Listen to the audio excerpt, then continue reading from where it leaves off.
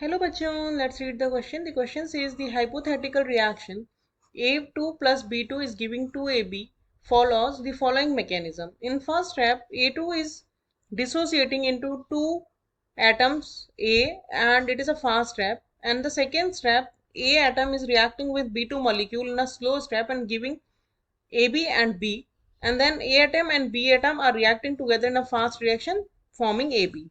The order of overall reaction is option A 0, option B 1, option C 2 and option D 3 by 2. So before going into the solution, let us discuss the key concept of the question. The key concept of this question is that rate law is a thing which is always determined experimentally. तो जो rate law होता है उसमें हम rate को relate करते हैं with the concentration of the reactant. Suppose एक रिएक्टेंट ए है जो कि प्रोडक्ट में कन्वर्ट हो रहा है, तो उस ए के ऊपर ए की कॉन्सेंट्रेशन के ऊपर रेट किस तरह से डिपेंड करती है। Suppose A to the power X की तरह से डिपेंड करती है, X is the order with respect to A. तो ये होता है रेट लॉ, और रेट लॉ जो होता है हमेशा एक्सपेरिमेंटली डिटरमाइन किया जाता है, यानी ऑर्डर ऑफ रिएक्शन जो होता है वो एक्सपेरिमेंटली डिटरमाइन क्वांटिटी होती है। और जो एलिमेंट्री रिएक्शंस होती हैं, एलिमेंट्री रिएक्शंस मींस वो रिएक्शन जो कि एक ही स्टेप में कंप्लीट हो जाती हैं, तो उन रिएक्शंस के लिए हम जो बैलेंस केमिकल इक्वेशन में हम रिएक्टेंट्स दिए हैं उनके बेसिस पे हम रेट लॉ निकाल सकते हैं, बट डिटरमाइन वो भी केमिकल एक्सपेरिमेंटली ही होगा, लेकिन we can take the reactant from the balance chemical equation at least. और जो कॉम्प्लेक्स रिएक्शंस होती हैं, कॉम्प्लेक्स रिएक्शंस मींस जो कि मल्टीपल स्टेप में होती हैं, उनके जब हमें रेट डिटरमाइन करना होता है तो हम वो स्टेप रेट डिटरमाइनिंग स्टेप मानते हैं जो कि स्लो स्टेप होती है। और दूसरी एक चीज ये होती है, जब भी हम रेट लॉ डिटरमाइन करते हैं तो कोई भी इंटरमीडिएट जो होता है वो रेट लॉ में नहीं आता है। अगर वो इंटरमीडिएट किसी तरह से रेट लॉ में आ भी रहा है तो वो हमें रिप्लेस करना होगा उसकी डिपेंडेंसी ऑन द रिएक्टेंट देख के। तो इन दो तीन बातों को ध्यान में रख के हम इस क्वेश्चन का कंप्लीट सॉल्यूशन देखते हैं। तो हमें जो मैकेनिज्म दी है वो दी है, जब फर्स्ट स्टेप है उसमें A2 molecule is decomposing into 2A atoms और it is a fast reaction, fast step। ये step 1 है। step 2 में A is reacting with B2 molecule और ये दे रहा है AB plus B atom, और ये सेकेंड स्टेप है, ये स्लो स्टेप है। और थर्ड स्टेप जो हमें दी है वो उसमें B is reacting with A atom और ये दूसरा मॉलिक्यूल ऑफ ए भी दे रहा है, तो ये थर्ड स्टेप है and this is also a fast step.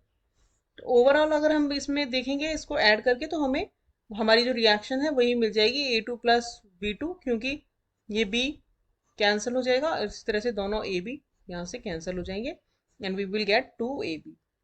तो दैट मीन्स ए एटम और बी एटम जो बने हैं ये हमारे intermediates हैं, because they are coming in between the reactions and they are not neither the reactant nor the products। अब जैसा कि हमने की कंसेप्ट में देखा है, फास्ट जो स्टेप्स होती हैं उनको हम रेट लॉ में कंसिडर नहीं करते हैं, तो रेट लॉ में हमारी सिर्फ स्लो स्टेप ही पार्टिसिपेट करेगी और यही होगी हमारी रेट डिटरमाइनिंग स्टेप। तो that means rate will depend on this step only. तो रेट हमारी क्या हो जाएगी, रेट हो जाएगी, रेट इज इक्वल्स टू के concentration of A atoms and then concentration of B2 molecule। अब इसमें से जो B2 है ये तो रिएक्टेंट है, लेकिन ये क्या है हमारा इंटरमीडिएट, और इंटरमीडिएट हमने बताया था कि की कंसेप्ट में कि it can not be present in the rate law. तो इसको कैसे हम रिप्लेस कर सकते हैं, इसे हमें रिलेट करना होगा विद द रिएक्टेंट। अब रिएक्टेंट ये कहाँ बन रहा है, ये बन रहा है पहली स्टेप में। तो पहली स्टेप क्या है हमारी, A2 is giving 2 molecules of A, sorry 2 atoms of A. तो यहां से अगर हम देखें तो इक्विलिब्रियम कांस्टेंट इस रिएक्शन का क्या हो जाएगा, इक्विलिब्रियम कांस्टेंट होता है प्रोडक्ट की कॉन्सेंट्रेशन डिवाइडेड बाय रिएक्टेंट की कॉन्सेंट्रेशन। ये हो गया हमारा इक्विलिब्रियम कांस्टेंट। तो इधर से हम कह सकते हैं कि A2 की जो कॉन्सेंट्रेशन स्क्वायर है ए एटम की, that is equals to K equilibrium concentration of A2 molecule, और concentration of A is equals to K equilibrium A2 की कॉन्सेंट्रेशन टू द रूट। अब इस वाले को इधर से हम, अब यहां से जो एक की ए एटम जो इंटरमीडिएट है उसको हमने रिलेट कर दिया विद द रिएक्टेंट। अब रिएक्टेंट इसको हम रिप्लेस कर सकते हैं रेट लॉ में।